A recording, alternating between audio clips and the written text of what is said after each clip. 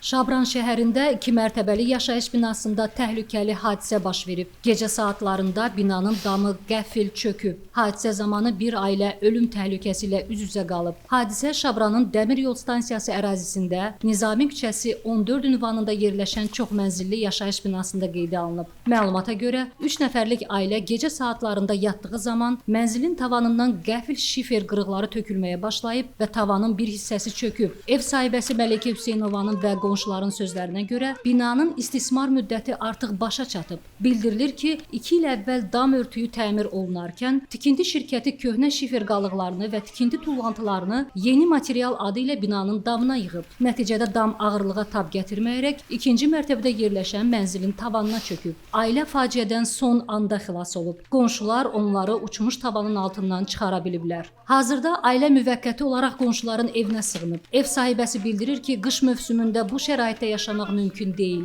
və təcili olaraq rəsmi qurumlardan kömək gözləyirlər. Məsələ ilə bağlı Şabran rayon İcra Hakimiyyəti başçısının birinci müavini, eyni zamanda rayon Fövqəladə Hallar Komissiyasının sədri Hüseyn İlyasovla əlaqə saxlamağa çalışsaq da zənglərimiz cavabsız qaldı. Baş verən hadisə bir daha göstərdi ki, istismar müddəti bitmiş binaların vaxtında yoxlanılmaması və keyfiyyətsiz təmir işləri insan həyatı üçün ciddi təhlükə yaradır. Ümid edirik, aidiyyatı qurumlar tez bir zamanda köməksiz vəziyyətdə qalan Hüseynovlar ailəsinə yardım edəcəklər. Aytəkin Alxaslı, Pərviz Allahverdiyev, Bizim Media.